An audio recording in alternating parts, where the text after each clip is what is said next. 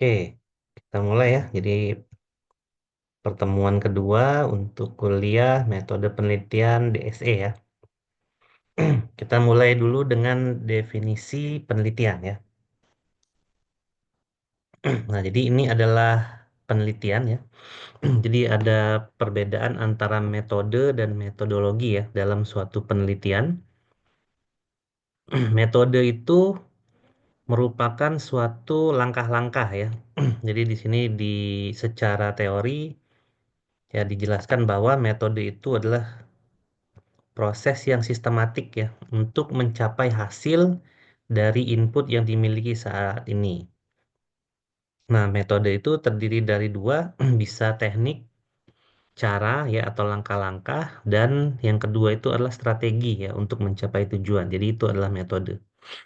Jadi kalau di kehidupan nyata sering kita mau melakukan sesuatu, misalnya perjalanan dari kos-kosan ya ke kampus, nah itu menggunakan metode apa gitu ya.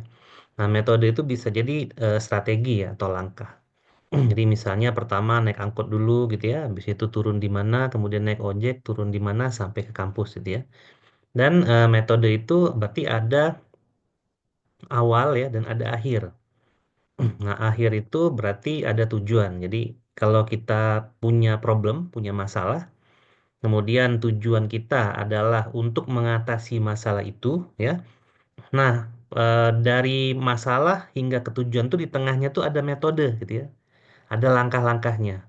Jadi langkah-langkah itulah yang nanti akan kita adopsi secara ilmiah. Jadi ada langkah-langkah ilmiah gitu ya. Misalnya lapar gitu ya, masalahnya adalah lapar. Tujuan kita mau masak mie gitu ya. Nah kan ada langkah-langkahnya tuh ya masak mie ya. Cuman itu kayak yang biasa diterapkan di dunia, gitu, dunia nyata. Namun itu kita ambil dan kita adaptasi, kita terapkan di dunia pendidikan ya. Jadi dengan langkah-langkah yang ilmiah. Nah, kemudian ada yang namanya metodologi ya. Nah, kalau metodologi ini berarti ilmu yang mempelajarinya gitu ya. Jadi ada ilmunya yang mempelajari metode. Nah, gitu ya. Jadi cara kerja yang sistematis dan lain-lain itu ada ilmunya gitu ya. Nah, itu nanti akan kita kaitkan juga dengan dunia kita ya di informatika. Jadi ada caranya. Misalnya topik saya adalah machine learning gitu ya. Nah, ada metodenya machine learning itu ya. Langkah pertama, langkah kedua, langkah ketiga, dan seterusnya. Nanti untuk metode masing-masing metode itu tiap langkahnya tuh ada metodologinya gitu ya.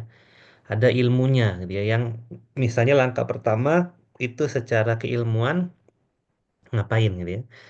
Lalu langkah kedua secara keilmuan ngapain sehingga tadi kita punya masalah dengan menerapkan metode penelitian ya kalau ilmiah itu kita akan mencapai tujuan yang diharapkan. Nah, gitu ya. Jadi ada dua istilah di sini. Nah, kalau penelitian itu sendiri ada maknanya juga ya, ada definisi juga.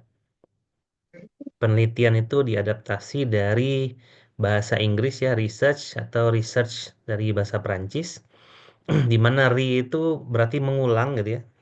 Lalu to search itu mencari. Jadi research itu kita mengeksplor ya, proses dari exploring the knowledge. Jadi ada proses yang kita lakukan untuk mengeksplor suatu knowledge. Knowledge itu artinya adalah ilmu pengetahuan ya. Jadi karena kita adalah orang informatika dan bidang ilmu kita itu adalah data dan software engineering ya atau DSE, maka kita akan mengeksplor apa? Mengeksplor ilmu pengetahuan di bidang informatika dan terkait DSE gitu ya.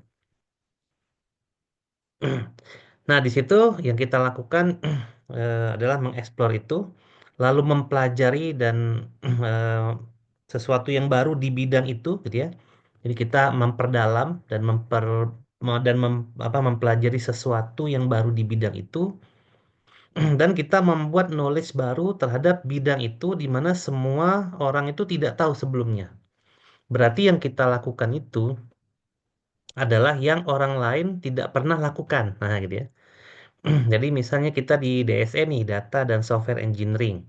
Saya ingin eksplorasi di bidang data engineering, misalnya saya ke data science. Lalu saya mengeksplor data mining misalnya. Nah, gitu ya. Jadi saya explore dulu knowledge-nya di data mining.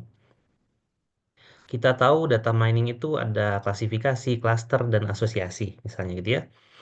Lalu kita pelajari hal-hal baru di situ. Nah, kemudian kita explore sesuatu yang baru di situ dan kita kerjakan di mana orang lain itu belum mengerjakan itu, gitu ya. Nah, yang dimasukkan di sini adalah kita bukan berarti menemukan sesuatu yang baru banget gitu ya. Tapi kita memang mengerjakan yang belum pernah orang lain kerjakan terkait dengan ilmu itu. Nah, gitu ya. Atau kalau contoh lain misalnya saya mau bikin prototype nih. Misalnya saya mau bikin prototype, berarti saya akan memperdalam keilmuan di bidang prototype kan. Berarti ada RPL ya, ada APPL, ada software quality assurance dan lain-lain itu exploring knowledge-nya. Kemudian saya mempelajari dan memperdalami keilmuan baru dari prototipe itu. Misalnya saya mau bikin suatu project aplikasi di mana aplikasi itu nanti dapat membaca uang dari smartphone ya. Di mana nanti aplikasi pembaca uang itu akan membantu tunanetra ya dalam transaksi. Nah, misalnya gitu ya. Nah, berarti ada new knowledge ya, ada knowledge baru di situ gitu ya. Nah, di mana kita harus cek dulu apakah pernah ada orang yang membuat produk seperti saya gitu ya, yang aplikasi untuk membaca mata uang tadi gitu ya. Nah, kalau sudah ada orang yang menciptakan ya kita jangan ciptain lagi gitu ya. Tapi misalnya orang membuat sesuatu, menciptakan produk untuk membaca mata uang misalnya. Lalu kita juga menciptakan hal yang sama, tapi ada perbedaan antara ciptaan kita dengan dia. Nah, itu masih masuk ke dalam definisi penelitian ya, masih masuk ke dalam definisi research. Nah, kalau contoh yang awal tadi, misalnya di data mining gitu ya, kita memperdalam klasifikasi misalnya ya. Kemudian klasifikasi itu kita mempelajari metode tertentu. Nah, kita lihat metode itu pernah nggak diimplementasikan orang lain gitu ya. Kalau udah pernah, jangan gitu ya. Atau metodenya sama kok dengan yang orang lain, tapi ada perbedaan dari kita. Misalnya perbedaan kita ada di langkah pertamanya gitu ya. Sedangkan langkah pertama yang kita lakukan itu orang lain nggak pernah lakukan. Nah, itu adalah penelitian gitu ya. Nah, jadi seperti itu menurut Batson et al. Tahun 2008 ya. Cuman ada juga definisi menurut Dawson ya. Intinya sama aja gitu ya. Kalau Dawson ini bilang bahwa research itu adalah consider activity, aktivitas yang kita fokuskan gitu ya, di mana tujuannya adalah untuk memberikan original contribution to knowledge. Jadi kita tuh memberi kontribusi terhadap ilmu pengetahuan kita gitu ya.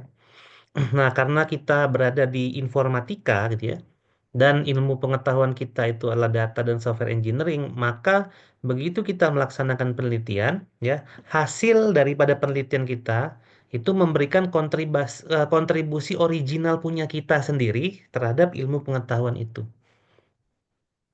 Berarti kalau saya meneliti tentang data mining, gitu ya, saya hasil penelitian saya itu adalah kontribusi original saya. Dan hasilnya itu eh, akan kembali ke data mining lagi gitu ya.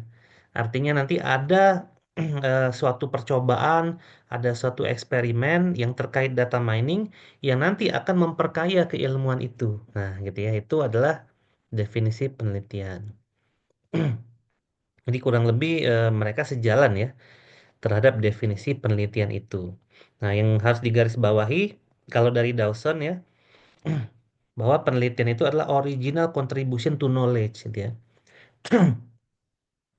Misalnya saya menerapkan ilmu data science ya untuk memprediksi saham misalnya.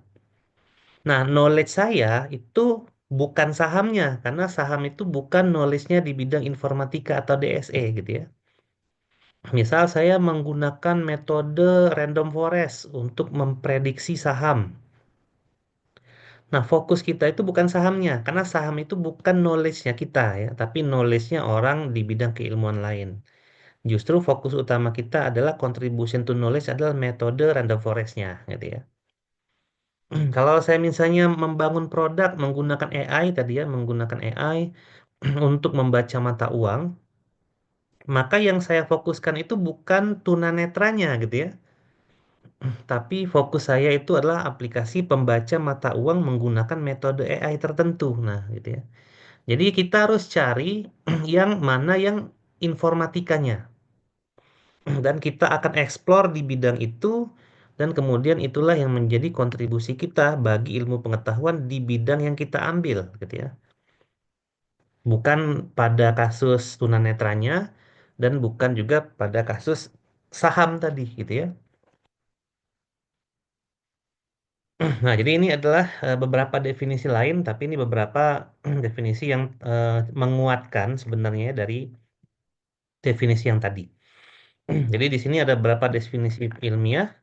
Jadi ada buku dari Indonesia bilang bahwa pekerjaan ilmiah itu dapat dibuktikan kebenarannya, gitu ya.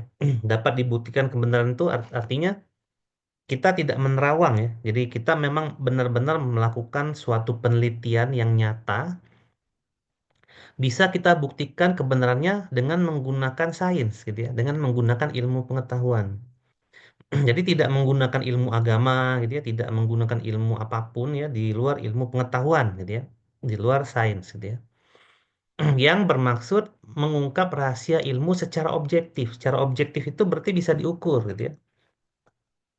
Saya ingin menerapkan ada penerapan metode AI, lalu saya ukur seberapa akurat metode ini dalam membaca mata uang misalnya.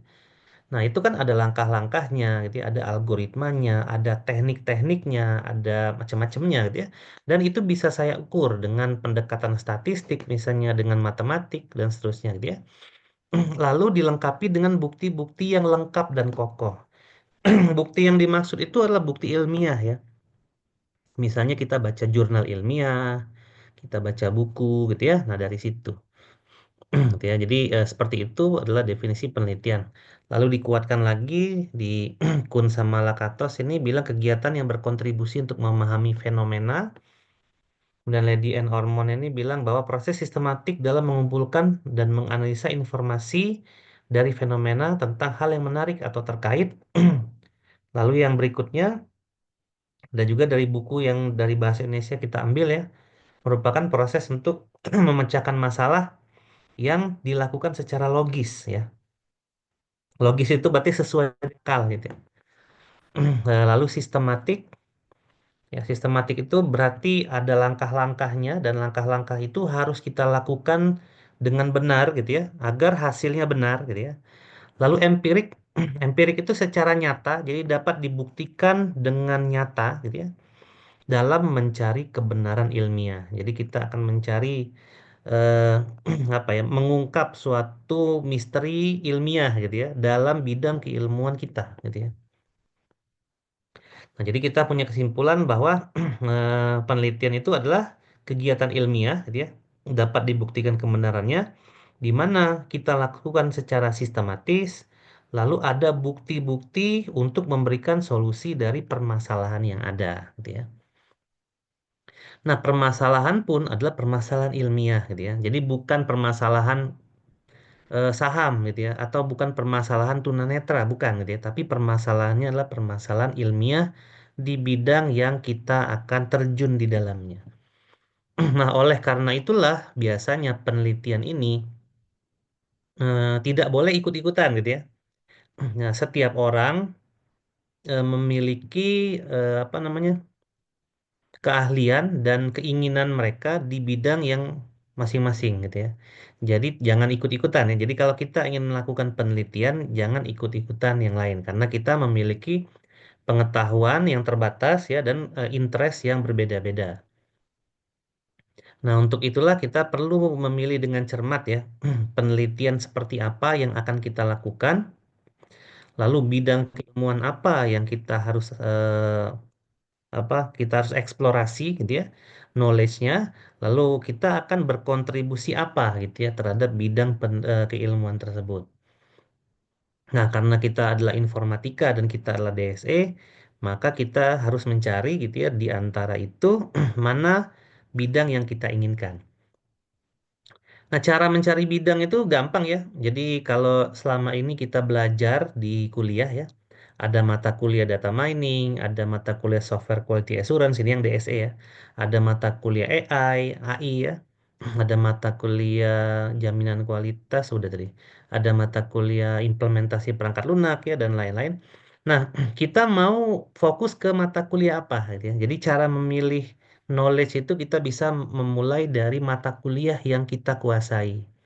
Tapi mata kuliah informatika ya, jangan mata kuliah agama, mata kuliah bahasa Indonesia, karena itu berbeda ya topiknya. Jadi mata kuliah informatika yang DSE. Jadi kalian bisa fokus ke situ. Misalnya Pak, saya DWDM, saya dapat A Pak. Saya paham DWDM. Ya udah, berarti kalian bisa ngambil topik researchnya, ya topik penelitiannya adalah di knowledge data mining misalnya gitu ya. Pak, saya implementasinya bagus Pak, dapat A juga, coding saya bagus. Oh, berarti saya bisa ngambil project ya atau prototype ya sebagai tema daripada tugas akhir atau penelitian nantinya gitu ya.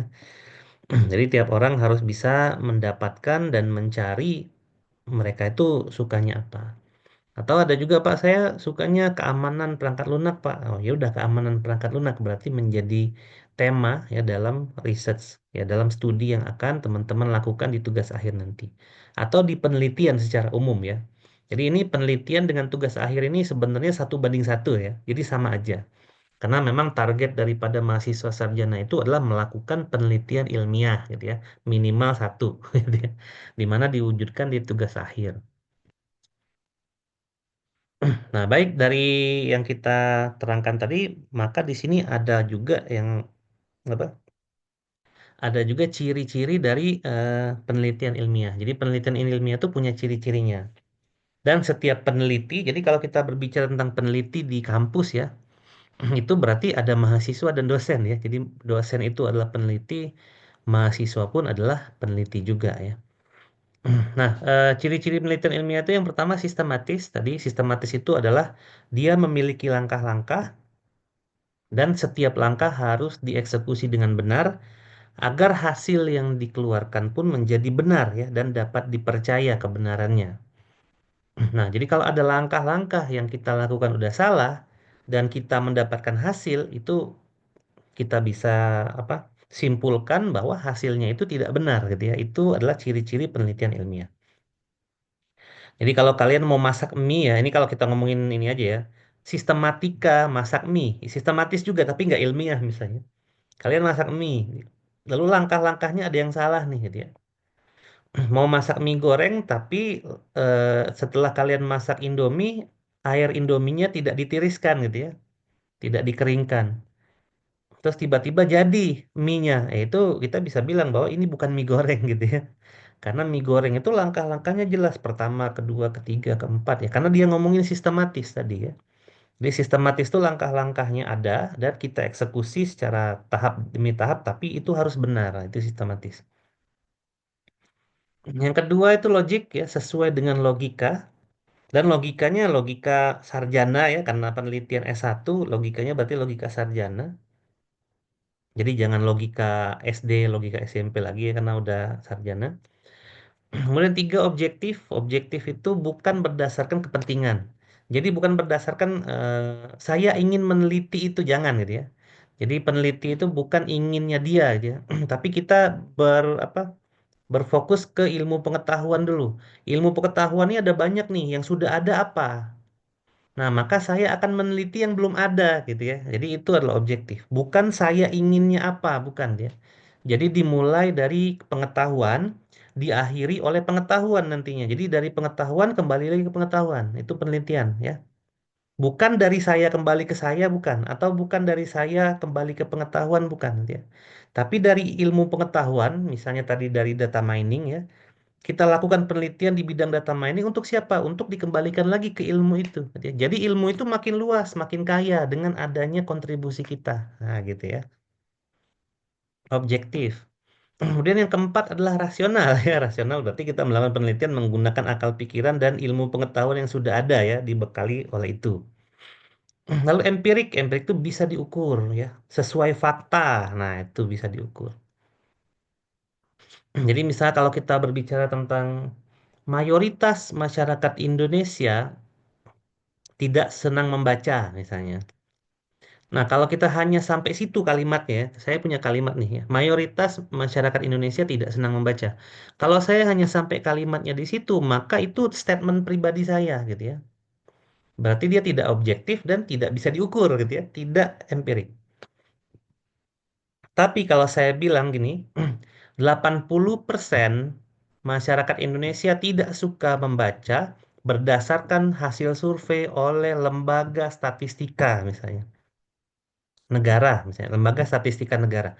Nah, itu namanya empirik. Artinya 80% itu diukur oleh lembaga statistik negara. Nah, gitu ya. Jadi statement saya itu adalah statement ilmiah namanya, bukan statement subjektif. Karena apa? Terbukti secara empirik ada yang mengukurnya. Walaupun bukan saya yang mengukur ya.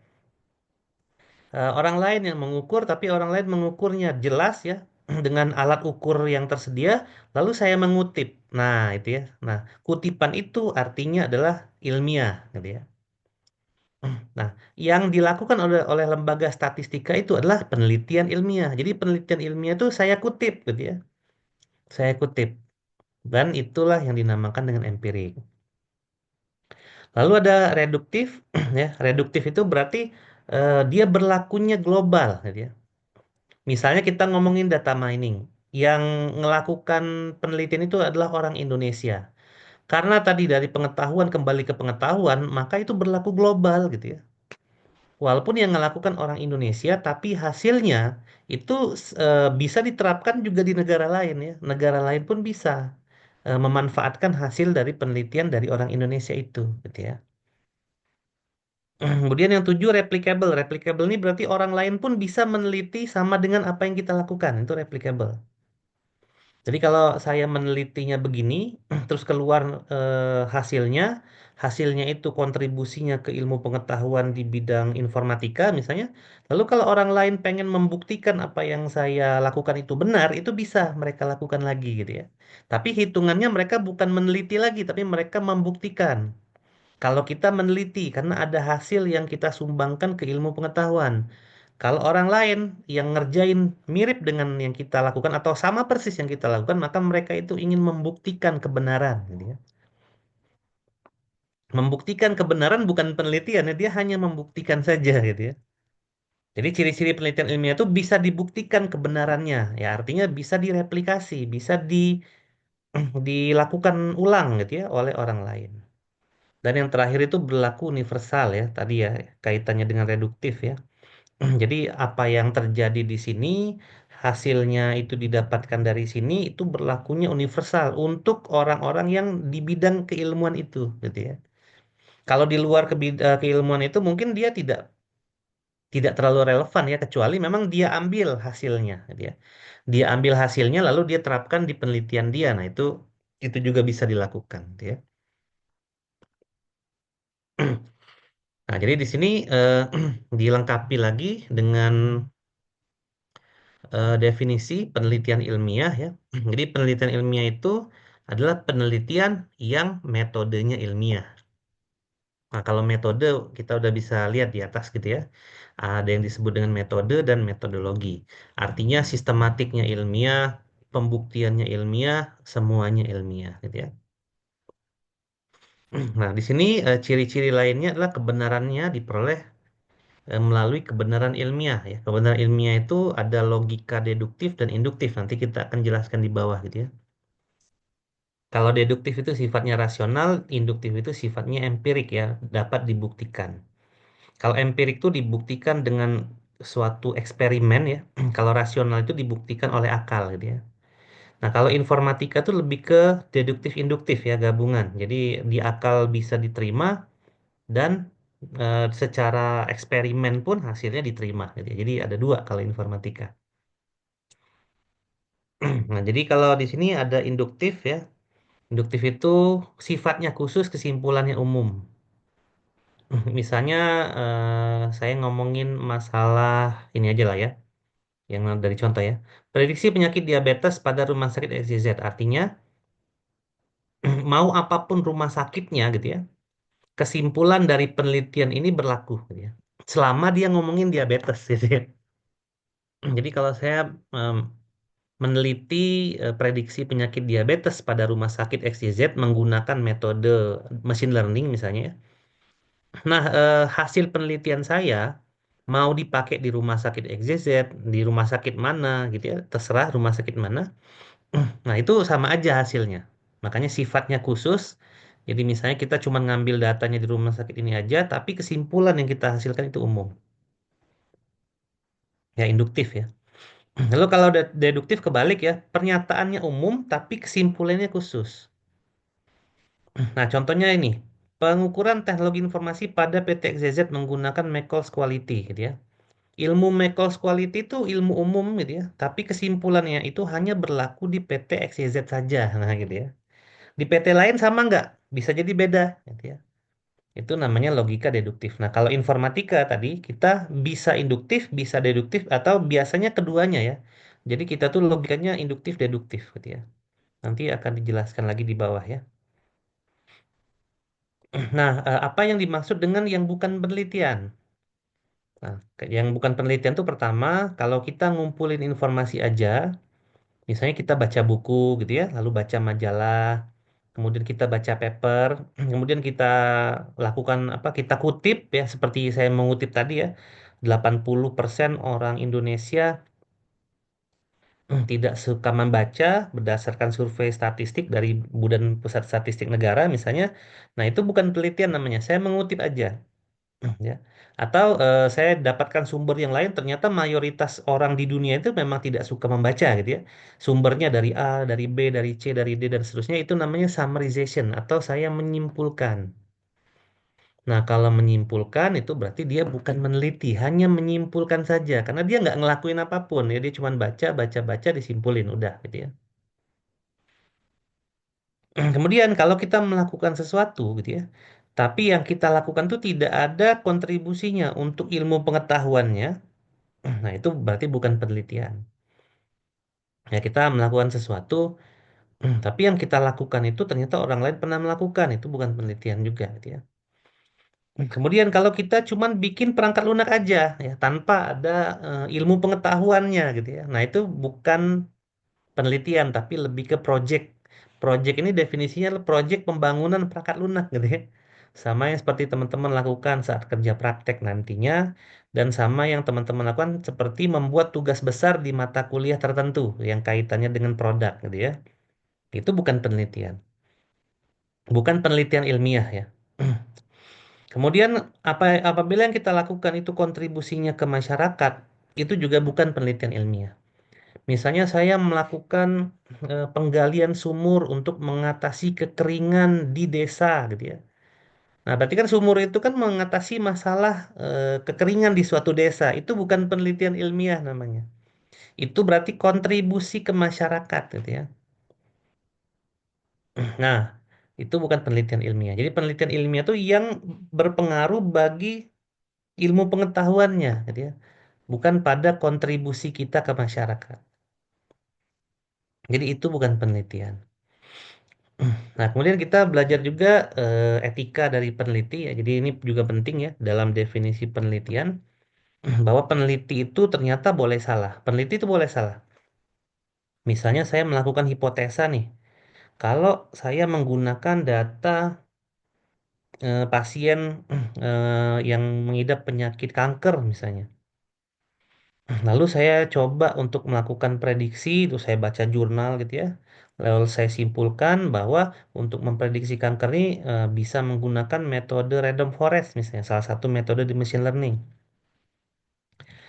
Ya, ini kurang lebih sepertinya hasilnya nanti akan bagus ya, hipotesa ya.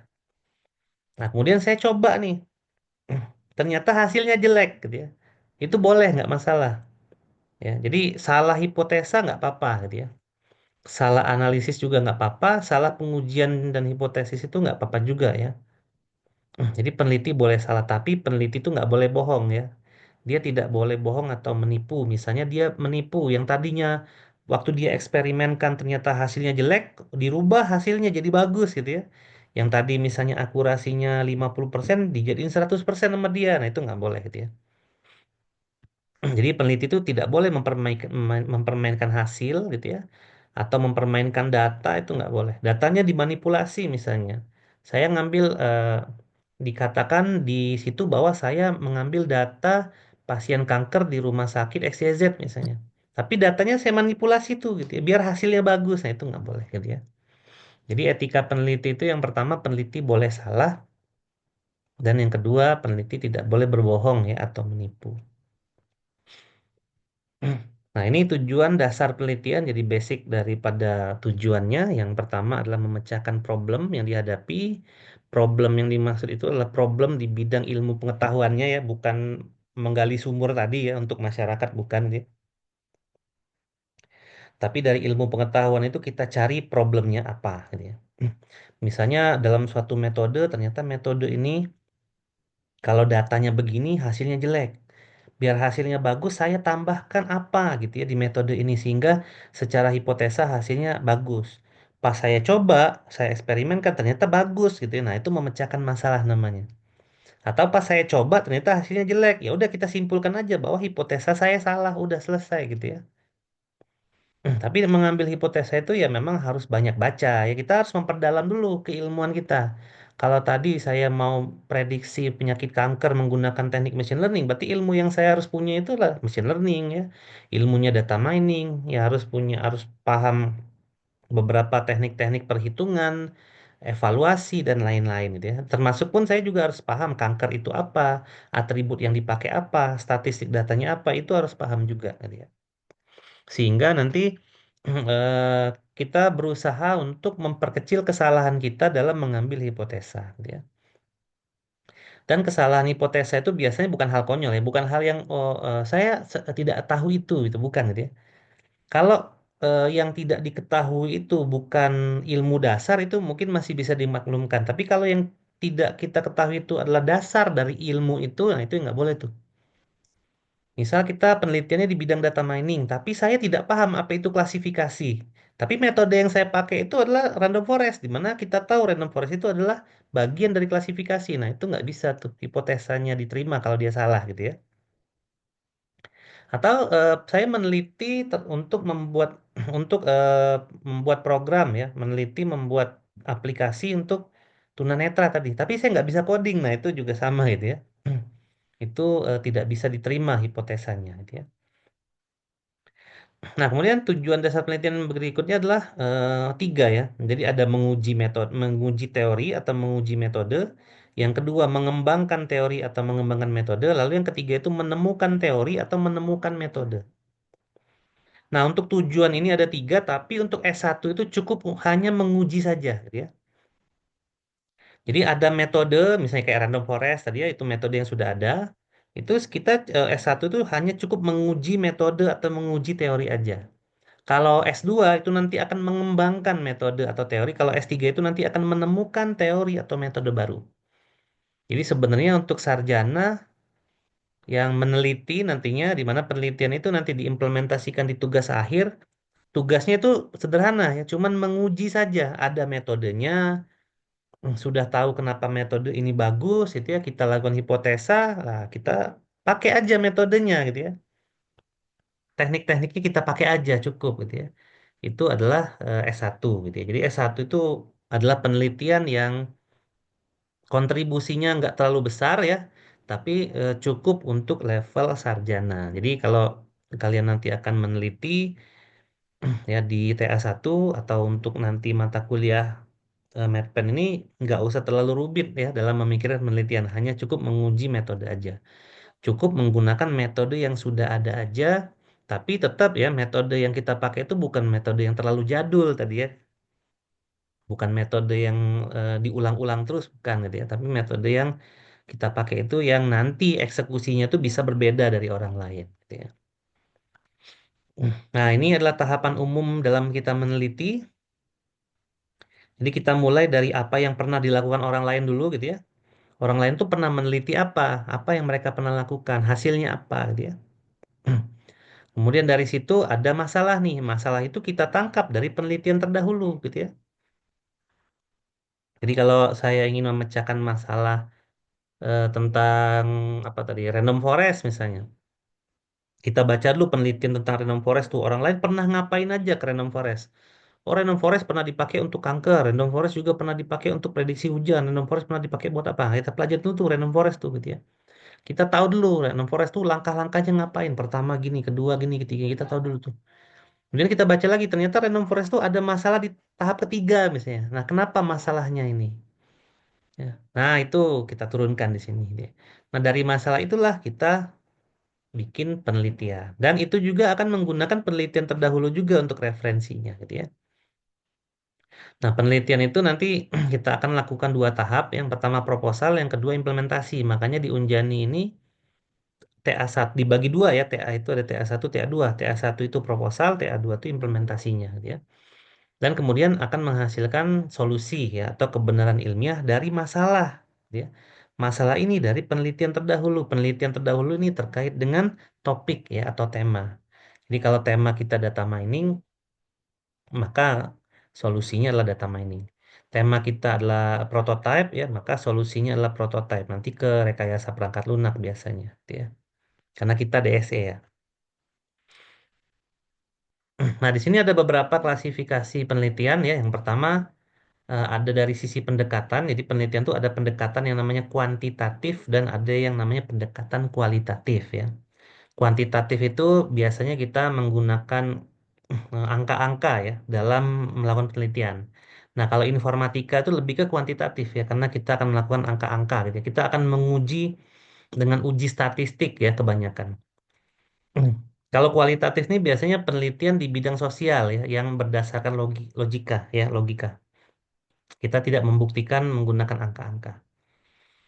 Kemudian ada beberapa metode dalam penelitian ya yang dibagi menjadi ada yang namanya metode action research, ada yang namanya eksperimen, ada yang namanya case study dan ada yang namanya survei. Nah, biasanya kita itu kalau nggak eksperimen, case study dan action survey gitu ya. Nah, lalu kontribusi itu dibagi juga menjadi ada penelitian dasar, terapan, explanatory, confirmatory, deskripsi, eksperimen, dan korelasi. Nah, orang informatika tuh biasanya karena kita bikin software ya, jadi biasanya kita adalah penelitian kontribusinya ke terapan, konfirmatori sama eksperimen biasanya gitu ya. Itu jenis kontribusinya kita gitu ya. Nah, jadi ada kuantitatif dan kualitatif ya, yang pendekatan penelitian. Menurut Benson, kuantitatif itu adalah kita mengukur ya hasil penelitian kita menggunakan skala numerik ya, menggunakan angka-angka. Ya. Dan biasanya metode ini lebih mengarah ke sains ya, ke sains. Nah, data sains misalnya ya. Rekayasa perangkat lunak itu juga sains ya, itu juga sains itu ya. Nah, kalau kualitatif itu biasanya lebih umum di mana informasinya itu berbasiskan sains juga, tapi dia lebih ke berbasis informasi bukan natural science ya. Nah, ini biasanya orang sosial ya yang berbasiskan informasi. Nah, ini menggunakan case study atau survei ya. Nah, ini perbedaannya kuantitatif dan kualitatif ya. Kalau kuantitatif itu datanya berarti kuantitatif juga, jadi kita pakai angka-angka datanya ya. Kalau kita penelitiannya AI, berarti ada angka-angkanya. Kalau kita penelitiannya berbasiskan data mining, itu pakai data gitu ya. Kita penelitiannya project tadi untuk membuat aplikasi pembaca uang otomatis. Nah, itu kan AI ya sebenarnya ya. Itu juga data. AI-nya gambar ya. Gambar itu kuantitatif data ya. Datanya itu kalau gambar itu kan dibagi menjadi pixel-pixel di mana pixel itu menyimpan nilai-nilai ya RGB misalnya 255 255 255. Jadi datanya itu kuantitatif angka juga gitu ya. Jadi kalau orang informatika itu data yang dipakai untuk diteliti itu adalah angka semuanya ya kuantitatif. Nah, proses penelitian kita adalah deduktif induktif gitu ya. Jadi deduktif induktif, bukan induktif aja. Kalau kualitatif itu induktif aja. Kemudian responden kita banyak ya. Lalu instrumen kita ada kuesioner dan lain-lain. Kalau kualitatif tuh instrumennya peneliti itu sendiri. Jadi kalau orang sosial tuh biasanya ingin melihat apa pengaruh TikTok terhadap kecerdasan gitu ya. Nah, itu instrumennya dia sendiri gitu ya. Dia nanti yang akan mengsurvei itu dan seterusnya. Nah, tujuannya kita akan ke konfirmasi. Lalu pengujiannya itu lebih banyak ke pengujian statistik ya. Tujuannya konfirmasi. Konfirmasi tadi membuktikan gitu ya, membuktikan. Tapi bisa juga kok kita eksplorasi bisa ya, tapi nggak banyak eksplorasinya, lebih ke konfirmasi lebih ke eksperimen ya. Konfirmasi itu didapat dari eksperimen. Nah, ini pendekatan kita gitu ya. Jadi orang informatika tuh pendekatannya gini. Kita ngambil teori umum dulu gitu ya. Kita ngambil teori umum dulu. Misalnya yang saya ambil adalah teori tentang data mining, teori tentang AI, teori tentang machine learning, teori tentang interaksi manusia komputer, human computer HCI ya, human computer interaction misalnya. Atau saya ngambil teori umum RPL, rekayasa perangkat lunak. Itu saya ngambil teori umum dulu ya. Kemudian saya bikin konsep dari teori umum itu. Ya, konsep. Kemudian saya rumuskan hipotesanya. Misalnya dari data mining, saya belajar ada klasifikasi, asosiasi, dan lain-lain. Lalu saya punya konsep bahwa, oh kalau klasifikasi ini digunakan untuk memprediksi dan seterusnya. Lalu saya bikin hipotesis gitu ya. Nah dari hipotesis ini ya bentuknya jadi khusus ya. Deduktif itu kan umum khusus ya. Jadi dari umum dulu, nanti saya hipotesiskan khusus. Nah, kalau induktif kan khusus umum ya. Nah, nanti yang saya lakukan itu meneliti di skop kecil itu dari hipotesa saya, lalu saya uji hipotesa saya, lalu saya simpulkan. Nah, kesimpulan dari hipotesa saya tadi berlakunya umum, gitu ya. Nah, jadi orang informatika tuh biasanya deduktif induktif logik penelitiannya, gitu ya. Kita juga menggunakan teori umum, kita juga membuat hipotesis secara khusus, gitu ya. Kita ujikan hipotesis secara khusus tadi, lalu kesimpulannya berlaku umum, gitu ya. Nah, jadi dari ilmu pengetahuan umum kembali ke ilmu pengetahuan secara umum juga. Nah, kalau induktif ya khusus umum ya. Jadi pengamatan pada objek penelitian khusus, misalnya apa pengaruh TikTok terhadap kecerdasan di suatu wilayah. Nah, itu kan khusus tuh, gitu ya. Tapi nanti hasilnya berlaku umum, artinya berlakunya nggak cuma di wilayah itu, di wilayah lain juga kemungkinan hasilnya sama, gitu ya. Jadi dia khusus umum, gitu ya berlakunya. Nah, kemudian ini ada metode penelitian tadi ya. Yang pertama action research, tapi kita kalau informatika biasanya nggak action research ya. Action research itu penelitian di mana meneliti sambil menguji gitu ya. Jadi kayak kita akan meneliti sambil dicoba gitu ya. Jadi dicoba sambil jalan ya. Jadi antara meneliti dengan menguji itu dilakukan bersama-sama ya secara paralel. Ini kita informatika enggak gitu ya. Nah, untuk mengkonfirmasi tadi kita lakukan eksperimen. Jadi kita akan melakukan beberapa manipulasi terhadap variabel-variabel yang ada, ya. Bisa jadi satu variabel akan berpengaruh pada variabel yang lain. Lalu kita akan bereksperimen. Misalnya saya punya 10 variabel, ya A, B, C sampai J. Variabel ini mempengaruhi variabel X misalnya. Nah, yang paling mempengaruhi yang mana? Ya, saya coba dulu. Saya coba A, B, C dulu. Mempengaruhi nggak ke X? Lalu saya coba B, C, D. Saya coba 3, saya coba 4, saya coba 5 gitu ya. Nah, itu namanya eksperimen ya. Dan orang informatika itu eksperimen. Kemudian case study ini juga sama orang informatika juga ya. Penelitian yang dilakukan terhadap objek atau sesuatu yang harus diteliti secara menyeluruh atau mendalam. Ini biasanya untuk skripsi yang sifatnya project atau yang sifatnya prototype ya. Jadi berdasarkan case study. Tadi misalnya case study-nya adalah membuat aplikasi pembaca uang otomatis pada tunanetra. Nah, case study-nya tunanetra tuh, tapi menyeluruh gitu ya. Kita pelajari secara menyeluruh. Kemudian ada yang survei. Ini biasanya juga orang informatika. Contohnya pada topik HCI, Human Computer Interaction. Misalnya topiknya HCI, tema yang dipakai adalah UI UX misalnya. Jadi dalam penelitian itu kita laksanakan secara empirik tadi ya. Rancang bangun dari UI UX, rancang bangun ulang ya, re-engineering dari UI UX untuk aplikasi berbasis Android pada rumah sakit XYZ misalnya gitu ya. Nah, nanti kan kita gunakan survei tuh, gitu ya. Ya, survei yang kita lakukan yang pertama dengan aplikasi yang lama itu seperti apa fakta empiriknya, gitu ya. Oh, ternyata 81,9 orang itu tidak merasa bahwa aplikasi yang lama itu tampilannya bagus, misalnya. Nah, kita lakukan perbaikan terhadap tampilan itu dengan menggunakan ilmu-ilmu ilmiah tentunya, knowledge ilmiah di bidang HCI tadi. Lalu kita survei kembali ya, yang baru itu meningkat atau tidak gitu ya. Nah, itu adalah penelitian yang menggunakan survei gitu ya.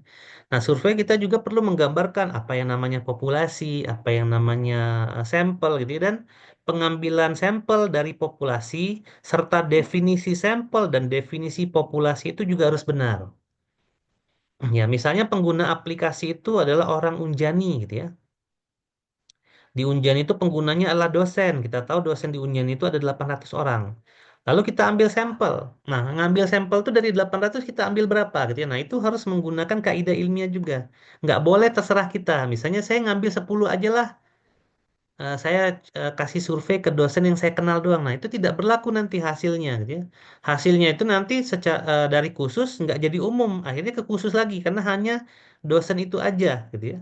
Sementara sampel kita itu bukan berlaku untuk orang 800 tadi ya, tidak mewakili 800 tadi. Nah, saya rasa untuk masalah populasi statistik itu ya teman-teman sudah dapatkan di mata kuliah statistik ya. Jadi kalau statistik itu ada yang disebut populasi, ada yang disebut sebagai sampling dan seterusnya. Dan itu juga kita laksanakan dengan cara ilmiah gitu ya. Jadi semuanya ini ilmiah. Tapi kita tidak action research ya. Jadi orang informatika itu tidak action research. Biasanya di bidang yang banyak fisiknya gitu ya. Action research misalnya teknik mesin, teknik geologi gitu ya. Nah, itu biasanya yang action research ya. Ada kegiatan fisik gitu ya. Kalau kita enggak gitu ya. Nah, jadi penelitian informatika itu lebih ke sini tadi ya, keterapan, konfirmatori. Jadi di sini ada eksplorasi, nanti ada eksperimen ya, ada korelasi dan dia kita lebih banyak ke kuantitatif. Jadi penelitian informatika itu letaknya ada di area sini. Informatika secara umum ya. Kalau DSE berarti ya masuk sini juga gitu ya. DSE masuk di sini juga. Oke. Nah, lalu tadi kita tahu bahwa dari Dawson itu ada yang namanya original contribution to knowledge gitu ya dari Dawson. Nah, apa itu original contribution to knowledge itu ada dua sebenarnya gitu ya. Yang pertama originalitas dari metodenya, yang kedua originalitas dari problemnya. Tapi biasanya yang paling banyak kita lakukan karena standar S1 ya sarjana, Eskom nantinya itu biasanya pada metode gitu ya. Metode tadi kan langkah-langkah ya. Jadi kita akan memecahkan suatu permasalahan yang orang lain sudah pernah mengerjakan dulu yang dulunya, tapi dengan cara yang lebih inovatif. Artinya ada perbedaannya. Ya dari yang orang-orang lakukan dulu dengan yang kita lakukan sekarang itu ada bedanya. Ya. Ya, jadi orang pernah mengerjakan, tapi kita juga akan mengerjakan, cuman ada perbedaannya sehingga nanti kontribusi kita ada sendiri ya, kontribusi orang lain juga ada sendiri ya. Hanya karena perbedaan yang sedikit itu. Nah, itu ya. Itu sama dengan kita mau masak mie, langkah-langkah yang kita jalani sama, tapi ada perbedaan dalam pemilihan bumbu misalnya. Yang orang pertama itu bumbunya default aja, tidak ada yang dia rubah. Kalau kita bumbunya kita racik sendiri gitu ya. Kita tambahin bumbu saus tiram, kita tambahin garam lagi, kita tambahin apa lagi. Hasilnya sama-sama mie kok gitu ya, tapi kita punya kontribusi yang berbeda gitu ya untuk mie yang dihasilkan gitu ya. Mie yang dihasilkan pun sama-sama enak gitu ya, tapi enaknya beda gitu ya. Nah, seperti itu gitu ya. Langkah-langkahnya mirip gitu ya, tapi ada perbedaan sedikit yang kita tambahkan dalam masak mie tadi sehingga kita punya kontribusi, orang lain juga punya kontribusi. Jadi sarjana itu tidak perlu membuat metode baru masak mie, nggak perlu ya. Yang tadinya mie itu cukup direbus, kalian dipanggang misalnya gitu ya, nggak perlu juga gitu ya. Nggak perlu harus menciptakan apa ya, sesuatu yang baru juga gitu ya dalam masak mie, nggak perlu. Ya cukup orang lain pernah masak mie, kita juga gunakan cara orang lain masak mie itu, tapi kita tambahkan sesuatu yang menjadikan itu kontribusi kita. Nah, gitu ya. Lebih ke situ kalau S1 gitu ya. Kalau S2 dan S3 tuh biasanya lebih ke masalah atau lebih ke gabungan antara metode dan masalah. Kalau S1 itu cukup dengan yang pertama aja. Ya, jadi harus digarisbawahi ya. Kita gunakan langkah-langkah yang orang lain pernah lakukan, tapi di tiap langkah-langkah itu kita tambahkan sesuatu di mana itu menjadi inovasi kita, sehingga hasilnya itu adalah hasil originalnya kita karena kita menambahkan langkah-langkah itu gitu ya menambahkan sedikit daripada langkah-langkah tadi yang orang lain nggak nambahin itu ya kita doang nambahin itu dikit aja gitu ya sehingga hasilnya itu bisa berbeda dengan hasil yang orang lain pernah lakukan ya itu aja ya originalitas yang dimaksud jadi Sebenarnya meneliti itu nggak susah sih gitu ya. Untuk sarjana apalagi itu nggak susah karena tidak perlu bikin metode baru gitu ya, tidak perlu mengembangkan yang sudah ada, hanya cukup yang sudah ada dipakai, tapi kita tambahkan sedikit ilmu pengetahuan di dalamnya untuk langkah-langkah metode tadi, dan itu akan menjadi penelitian milik kita gitu ya, originalnya punya kita. Ya, sama tadi saya udah contohin, misalnya orang lain pernah kok Pak bikin aplikasi untuk baca mata uang untuk tunanetra. Nah, kita gunakan langkah-langkahnya dia, tapi kita kasih apa di aplikasi itu gitu ya, atau kita kasih sesuatu di langkah-langkah kita dalam membuat AI-nya, sehingga nanti hasilnya itu kontribusi kita gitu ya. Atau bisa juga em, prediksi kanker dengan menggunakan metode apa tadi? Random forest misalnya. Nah, kita lihat orang lain juga pernah kok melakukan itu, tapi apa yang kita tambahkan? Misalnya kita lihat, kita harus paham dulu ya ilmunya ya. Jadi ilmu machine learningnya kita paham dulu nih. Kan ngomongin machine learning pertama ada preprocessing.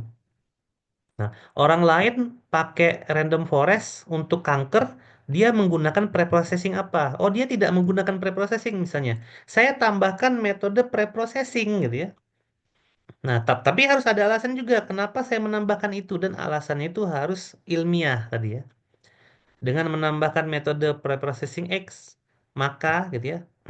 Karena metode ini sifatnya begini-begini dan lain-lain, maka nanti akan berakibat akurasinya tinggi. Nah, misalnya gitu. Itu hipotesa gitu ya. Jadi saya menambahkan sesuatu di metode itu dan ada hipotesa ilmiahnya. Nah, walaupun hasilnya sama-sama hasil prediksi kanker dengan random forest sama aja gitu ya. Tapi karena saya menambahkan sesuatu gitu ya dari teknik preprocessingnya, entah dari teknik transformasi datanya dan lain-lain yang orang lain belum pernah lakukan sebelumnya, nah itu yang menjadi kontribusi kita gitu ya. Nah, untuk mengetahui di mana letak kontribusi ya tadi ya, kita harus paham dulu di area itu ya. Penelitian data mining, paham data mining secara dasar ilmu. Mau penelitian di bidang software security, maka kita harus paham software security untuk dasar ilmunya. Mau penelitian di bidang UI UX ya, human computer interaction, berarti kita harus paham dulu gitu ya. Dasar ilmu pengetahuan di bidang itu dan seterusnya gitu ya. Nah, jadi itu dulu gitu ya. Jadi dipilih dulu mana topik yang kita inginkan. Nah, baru nanti di situ kita perdalam, lalu kita ciptakan sesuatu ya yang terkait dengan penelitian. Nah, jadi kontribusi ilmu tuh nggak perlu banyak ya. Ini ilustrasi ya. Misalnya dalam data mining itu teori dasarnya ini, misalnya your knowledge and understanding ya. Teori dasar ini gitu ya. Kemudian kita pernah nyobain tuh klasifikasi itu begini, ada tugasnya kita kerjain dulu gitu ya. Ataupun seperti apa kita praktekkan teorinya, muncullah your learning and development di sini. Nah, kemudian ilmu data mining itu di luaran sana udah sampai mana? Oh, udah luas ternyata ya. Dari teori dasar berkembang ya teori-teori tambahan lainnya yang melengkapi ilmu itu. Nah, dari situ kita hanya secuil aja sedikit thread gitu ya. Nambahin sedikit aja dari teori dasar dan dari apa ilmu pengetahuan di bidang data mining tadi ya. Tambahin dikit aja. Nah, itu udah termasuk contribution to knowledge jadinya ya. Jadi yang kita tambahkan itu di luar lingkaran ini ya, bukan menambahkan teori dasarnya bukan gitu ya. Karena S1 itu tidak begitu ya tujuan penelitiannya. Hmm. Nah, jadi ini contoh gitu ya. Jadi ini misalnya data mining ya, ini learning development kita. Ini tuh ilmu decision tree misalnya. Misalnya topik saya decision tree. Oh, di sini ada ID tree, C45, Cathedral chart dan lain-lain. Kemudian saya mengimprove gitu ya sedikit di sini ya. Di mana itu adalah Cathedral C45. Nah, itu udah cukup gitu ya. Ini kalau untuk memahami ini ya harus memahami data mining dulu ya sebenarnya gitu ya. Tapi yang lebih umum aja, yang lebih umum ini ya. Jadi yang lebih umum yang seperti yang saya jelaskan tadi, dan ilmu pengetahuannya bebas ya, selama dia di bidang informatika dan di bidang DSE. Nah, ini contohnya ya yang berkontribusi pada metode tadi ya. Misalnya penerapan metode XYZ untuk memecahkan masalah konvergensi prematur pada algoritma genetik untuk penentuan desain bendungan. Nah, misalnya. Kontribusinya apa? Penerapan metode XYZ-nya yang belum pernah ada sebelumnya waktu memecahkan masalah konvergensi prematur pada algoritma genetik. Nah, gitu ya. Informatikanya yang mana? Informatikanya ya metode XYZ-nya dan algoritma genetiknya. Nah, kita fokusnya di situ, bukan ke bendungannya, bukan gitu ya. Jadi fokus kita adalah di masalah konvergensi prematur. Masalahnya adalah konvergensi prematur problemnya gitu ya. Metodenya algoritma genetik. Kita nambahin metode baru, bukan metode baru juga, menambahkan metode yang sudah ada. Metode itu ternyata secara hipotesa bisa kita terapkan pada algoritma genetik untuk memecahkan masalah konvergensi prematur dalam penentuan desain bendungan. Nah, kita fokus di situ aja. Ya, metode XYZ yang dimaksud ini bukan metode baru ya, tapi metode yang sudah ada. Misalnya saya ngambil metode itu dari statistik misalnya. Ada metode statistik yang saya ambil, kemudian saya baca, saya pelajari bahwa metode ini ternyata bisa mengatasi konvergensi prematur pada algen misalnya, algoritma genetik. Tapi untuk mengetahui ini, kita harus paham dulu dong algoritma genetiknya apa gitu ya. Kita juga harus tahu apa yang dimaksud dengan konvergensi prematur pada algoritma genetik ini kita harus tahu dulu. Sehingga hipotesa kita untuk menambahkan metode XYZ ini dalam algoritma genetik ini tepat gitu ya. Nah, ini adalah kontribusi pada metode. Ini kontribusi pada masalah, tapi ini kita skip aja karena ini biasanya S3 gitu ya. Dan ini juga biasanya S3 ya. Kontribusi pada metode dan masalah. Jadi dua-duanya dikerjain ya. Metodenya ditambahin, kemudian masalahnya ditambahin parameternya. Tapi ini masalahnya S3 dan S2 biasanya. Kalau S1 biasanya ke sini aja, cukup ya. Nah, kita menambahkan sesuatu gitu ya. Pada yang ditambahkan tuh yang sudah ada, ya yang menambahkan itu yang sudah ada juga gitu ya. Nah, untuk dia masalah bendungan, masalah apa itu bebas saja. Jadi kita tidak fokus ke masalah bendungannya, tidak fokus ke masalah kankernya, ya, atau tidak fokus ke masalah apa saham, misalnya kasusnya saham, tapi fokus ke bidang informatikanya karena knowledge-nya kita itu nanti akan di bidang ini, gitu ya, di bidang informatika. Ini contohnya kalau penelitiannya AI ya atau machine learning. Nah, kalau contohnya yang lain, maka kita sesuaikan dengan knowledge yang ada di bidang tersebut, gitu ya. Nah, kalau ini kontribusi tanpa penelitian, ini penelitian tanpa kontribusi ya. Misalnya penerapan algoritma genetik untuk desain bendungan Jatiluhur. Lalu judul yang sama, tapi nama bendungannya beda, Gajah Mungkur gitu ya. Terus sama juga ya, pakai algoritma genetik juga, tapi bendungannya Karangkates ini kan sebenarnya sama-sama bendungan, ya. Ingat yang tadi ya, ingat yang kita pelajari deduktif induktif tadi ya, bahwa kalau kita ngomongin meneliti kanker di rumah sakit XYZ, maka kanker di rumah sakit manapun hasilnya sama, sehingga tidak perlu lagi dilakukan penelitian gitu ya. Jadi tidak perlu lagi kita meneliti kanker dengan metode yang sama, tapi rumah sakitnya ABC misalnya itu nggak perlu, karena kesimpulannya pasti sama. Artinya apa? Knowledge yang dihasilkan sama, gitu ya. Jadi nggak ada kontribusinya, nggak ada originalitasnya, gitu ya. Nah, kita kalau mau membuktikan, silakan buktikan penelitian orang lain, tapi itu bukan penelitian, gitu ya. Nah, jadi itu disebut sebagai penelitian, tapi sebenarnya dia bukan penelitian ya, karena kontribusinya nggak ada. Sama-sama menggunakan algoritma genetik, sama-sama untuk bendungan, bedanya Jatiluhur, Gajah Mungkur, sama Karangkates. Itu doang bedanya. Ya, jadi ini sebenarnya kesimpulannya sama. Jadi walaupun bentuk bendungan itu berbeda, tapi kesimpulannya sama, otomatis dia bukan penelitian jadinya ya. Mungkin dia hanya ingin membuktikan saja gitu ya. Tapi karena tidak bisa mengakses bendungan di Jatiluhur, dia mengaksesnya bendungan Gajah Mungkur, tapi dia bukan penelitian. Ya. Karena apa? Kontribusi to knowledge-nya nggak ada ya. Karena syarat penelitian tadi adalah ada original kontribusi to knowledge ya. Penelitian ilmiah ya. Sekali lagi penelitian ilmiah. Nah, ini perbedaan kontribusi penelitian untuk level D3, S1, S2, S3 ya. Kalau D3 tuh biasanya lebih ke arah mengembangkan sistem rumah sakit gitu-gitu ya. Contohnya ya. Jadi karakter D3, D4 itu karena kebanyakan praktek mereka, jadi penelitian itu lebih fokus untuk menguasai skill teknis. Kalau S1 itu misalnya judulnya sistem cerdas berbasis neural network untuk prediksi harga saham misalnya. Nah, fokus kita itu adalah menguji teori aja ya. Menguji teori aja, ada software development-nya. Gitu ya, ada software development-nya. Kalau S2 tadi ya, menerapkan algoritma genetik untuk memilih arsitektur jaringan secara otomatis pada neural network untuk prediksi saham. Ada pengembangan metode dari algoritma genetiknya gitu ya. Atau ada perbaikannya gitu ya.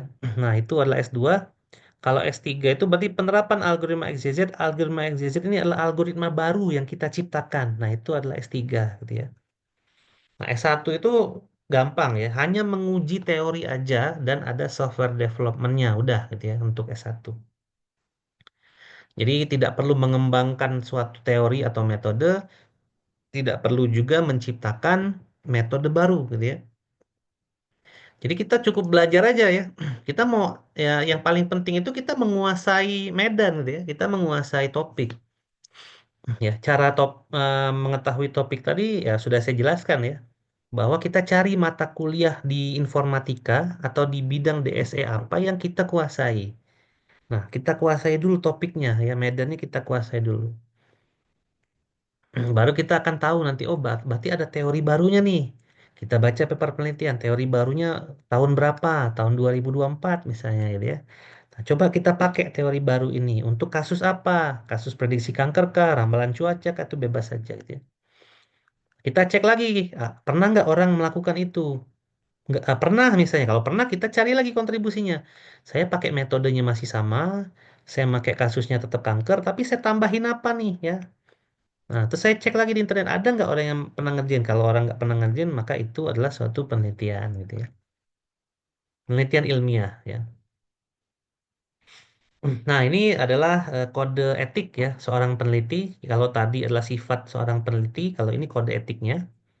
Peneliti itu tidak boleh melakukan fabrikasi. Fabrikasi itu ngarang ya.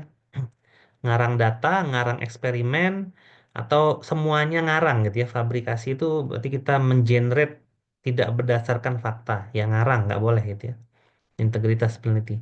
Lalu falsifikasi juga nggak boleh ya. Falsifikasi itu adalah mengubah atau mengaburkan data atau mengaburkan atau mengubah eksperimen di mana itu akan berdampak pada hasil penelitian kita itu nggak boleh. Dan yang paling penting itu nggak boleh plagiat gitu ya. Plagiat itu adalah kegiatan menyalin, mencontek gitu ya dari gagasan orang lain. Ya tanpa melampirkan sumber atau isinya adalah punya orang lain semua itu nggak boleh. Nah, itu namanya plagiarisme. Nah, untuk sarjana sendiri sebenarnya plagiarismenya masih dibolehkan dengan batasan 30% ya. Jadi kalau kita melakukan penelitian, 30%-nya ternyata kutipan orang atau itu terindikasi plagiarisme itu masih boleh gitu ya. Nanti akan kita bahas ke teknis-teknis ya, lebih jelas daripada penelitian. Ini kita belajar teori dulu ya dari penelitian. Nah, ini ada beberapa tips ya dalam menghindari plagiat. Usahakan tidak copas ya, karena copas itu nanti akan ada plagiat ya. Lalu jangan menyalin ulang. Jadi jangan menyalin ulang tulisan orang lain, tapi gunakan parafrase. Jadi kalau kita misalnya kita setuju dengan pendapat dia, kita setuju dengan hasil penelitian dia, lalu kita mau kutip nih penelitian dia ke penelitian kita parafrase gitu ya. Jadi parafrase itu maknanya sama, informasi yang disampaikan sama, tapi teksnya beda gitu ya. Jadi membedakan teks nantinya. Lalu kalau gambar itu tidak boleh ya, tidak boleh muncul di metode penelitian. Lalu harus ada referensi ya. Jadi dalam melakukan penelitian itu kita harus banyak mengutip referensi. Kemudian harus ada ini ya untuk menghindari plagiarisme harus ada perbedaan. Apa perbedaannya antara penelitian orang lain dengan kita? Kita jelaskan juga itu di latar belakang kalau proposal nantinya ya. Di mana perbedaan itu kita sebut sebagai yang namanya state of the art ya. Jadi adanya di latar belakang biasanya. Jadi ingat penelitian itu tidak boleh plagiat dengan cara kita membuat state of the art. Jadi kita harus bisa jelaskan apa yang membedakan penelitian orang lain dulu dengan yang kita lakukan. Nah, ini adalah tips untuk memilih judul atau topik penelitian ya. Jadi tadi yang dari awal saya juga udah memberikan tips bahwa kalau kalian mau meneliti, cari mata kuliah yang kalian sukai gitu ya. Kalau sukanya coding, mata kuliah yang disukainya implementasi perangkat lunak, maka ambillah topik-topik seperti prototype atau project gitu ya. Tapi kalau sukanya teori, misalnya data mining gitu ya, atau AI atau software security, maka ambillah ya di bidang area itu gitu ya. Ya, udah enggak. Kayaknya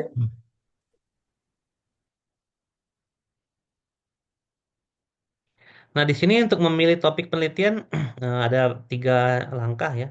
Yang pertama, pahami masalah komputasinya karena kita penelitian informatika, jadi ada komputasi pasti ya. Terus apa masalah keilmuannya? Apakah masalah itu kalau kita selesaikan bermanfaat gitu ya?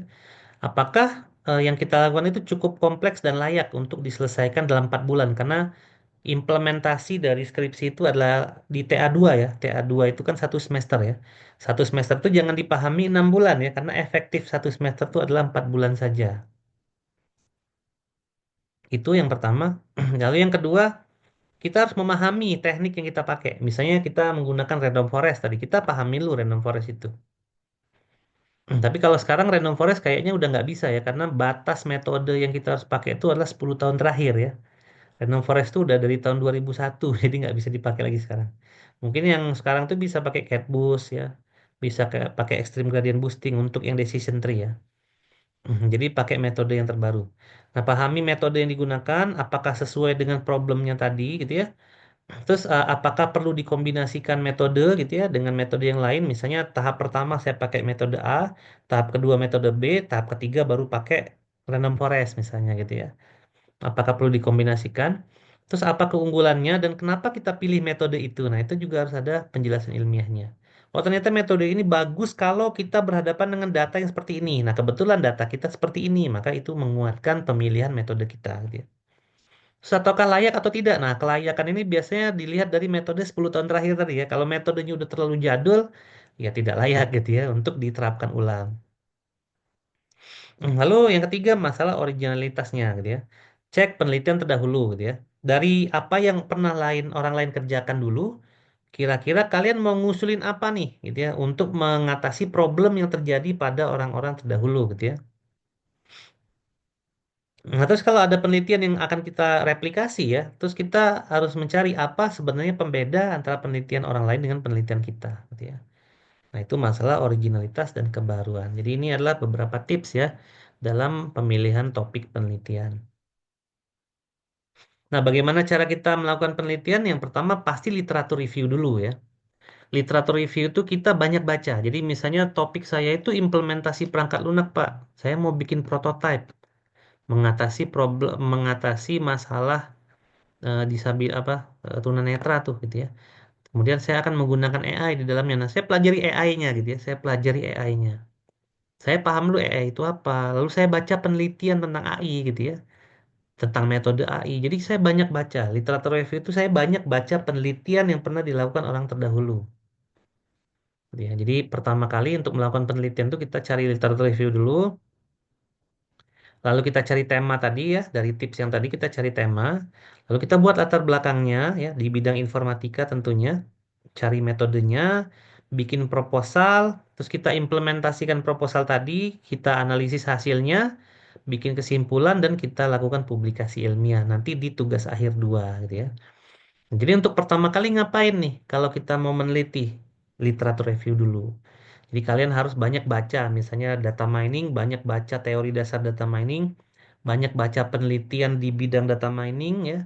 Atau mau yang lebih spesifik, misalnya saya mau data mining tapi klasifikasi, maka banyak baca tentang klasifikasi gitu ya.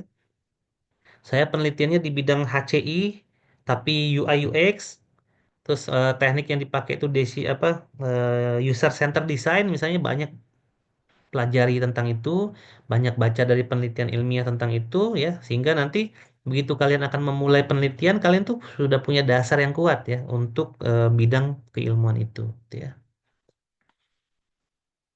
Baik ya, seperti itu ya kurang lebih dari materi kita, jadi dari pengantar ya, bukan pengantar ya, teori tentang penelitian.